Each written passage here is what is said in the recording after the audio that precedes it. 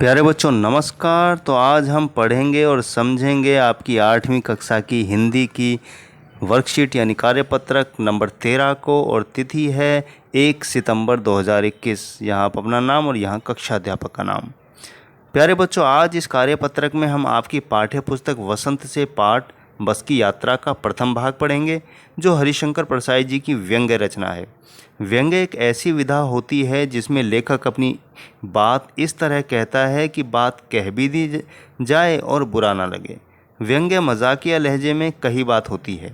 इस पाठ में व्यंग्य का प्रयोग सार्वजनिक परिवहन व्यवस्था की स्थिति को उजागर करने के लिए किया गया है। व्यंग्य को यदि एक बार में ही पूरा पढ़ लिया जाए तो यह और मज़ेदार लगता है।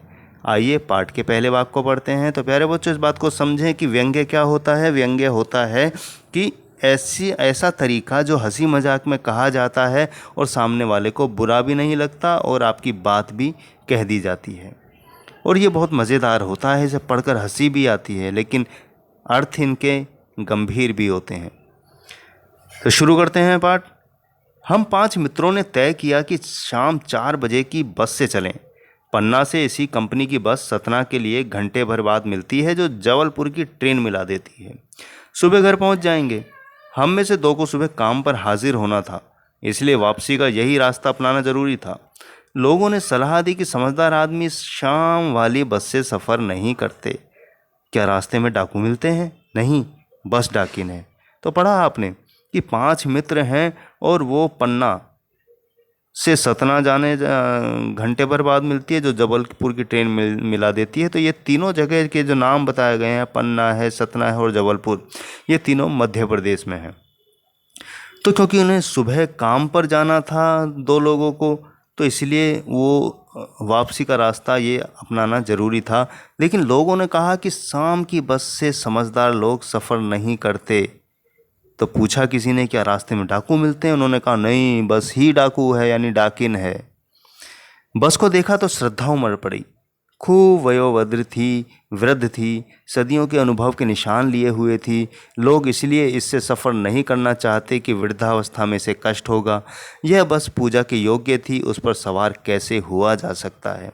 अब देखिए कितनी मजाकिया लहजे में इसने बात की है लेखक ने कि बस डाकिन है, कि बस भी कोई डाकू होती है या लूट सकती है? नहीं। और फिर देखो श्रद्धा उमड़ पड़ी कि बस इतनी बुजुर्ग यानी इतनी पुरानी हालत में थी कि वो उस पर बैठा नहीं जा सकता था। खूब वयोवृद्ध यानी कि बहुत अनुभवी थी, यानी कि बहुत पुरानी बस थी, वयोवृद्ध कहने का मतलब। और क्योंकि पूरी बस की हालत बहुत ज़्यादा बिगड़ी हुई थी, इसलिए कहा गया कि अनुभव के निशान लिए हुए थी। इससे सफ़र नहीं करना चाहते, वृद्धावस्था में कष्ट होगा। अगर हम किसी बुजुर्ग आदमी से काम कराएं, कुछ कराएं, तो जाहिर सी बात है उनको तकलीफ़ होगी, दुख होगी। तो उसी के अंदाज में उन्होंने बस को कहा कि बस बूढ़ी हो चुकी है और इससे सफ़र करने का मतलब बस को कष्ट देना है। और यह बस ऐसी है कि इसकी पूजा की जा सकती है, जिसकी पूजा होती है तो उसकी सवारी कैसे करेंगे। तो कितना मजाकिया लहजा है इस लेखक का। लेखक कौन है? हरिशंकर परसाई, और पाठ का नाम बस की यात्रा। तो हमने इसमें समझा, पढ़ा कि उन्होंने बस की दुर्दशा के बारे में लिखा है, परिवहन व्यवस्था के बारे में लिखने की शुरुआत की है कि कैसी स्थिति है हमारी रोड की या परिवहन की, बसों की। देखिए कुछ नए शब्द हैं। हाजिर का मतलब होता है मौजूद या उपस्थित। डाकिन का मतलब डाकू शब्द का स्त्रीलिंग रूप। वयोवृद्ध का मतलब बड़ी आयु वाला या वाली। वृद्धावस्था होता है बुढ़ापा। तो यहाँ कुछ प्रश्न हैं, आइए इनको हल करते हैं। लेखक ने बस से यात्रा करने का निर्णय क्यों लिया, पढ़कर बताइए। तो आइए इसका उत्तर देखते हैं।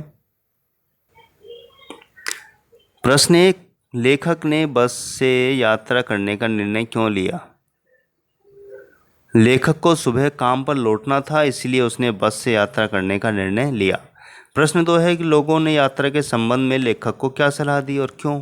उत्तर है कि लोगों ने सलाह दी कि समझदार आदमी इस शाम वाली बस से सफ़र नहीं करते, क्योंकि बस की हालत बहुत ख़राब है, भरोसा नहीं है कि वो पहुंचेगी या नहीं पहुंचेगी। प्रश्न 3 है कि बस को देखकर लेखक ने बस के बारे में व्यंग्य में क्या क्या कहा, अपने शब्दों में लिखिए। तो उत्तर है लेखक ने व्यंग्य में बस के बारे में वयोवृद्ध, वृद्धावस्था, पूजा योग्य आदि कहा।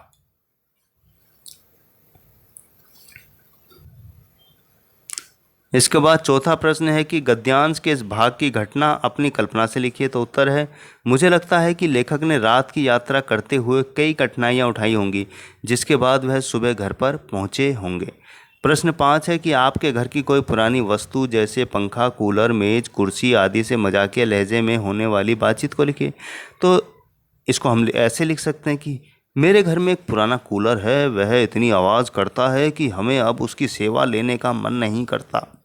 मन करता है तो उसको पेंट करके सजाकर एक कोने में रखकर उसकी पूजा करूं, क्योंकि बहुत पुराना जो हो गया है तो उसको हम कैसे कष्ट दे सकते हैं। तो इस तरह से आप भी कोई मजाक के तरीके में पुरानी चीज़ों के उस बारे में लिख सकते हैं प्यारे बच्चों।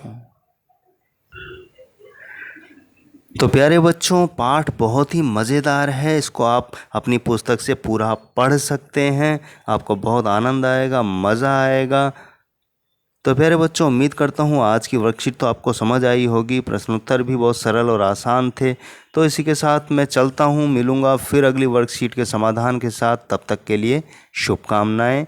मास्क लगाकर ही बाहर जाएं, स्कूल आपके अब खुलने वाले हैं, तो पूरी सावधानी के साथ ही स्कूल में जाएं। और घर का खाना, अपनी पानी की बोतल, ये सब अपने घर से ही लेके जाएं। दूसरों को ना छुएं, दूसरों का खाना ना खाएं, क्योंकि संक्रमण छूने से इन चीज़ों से फैलता है।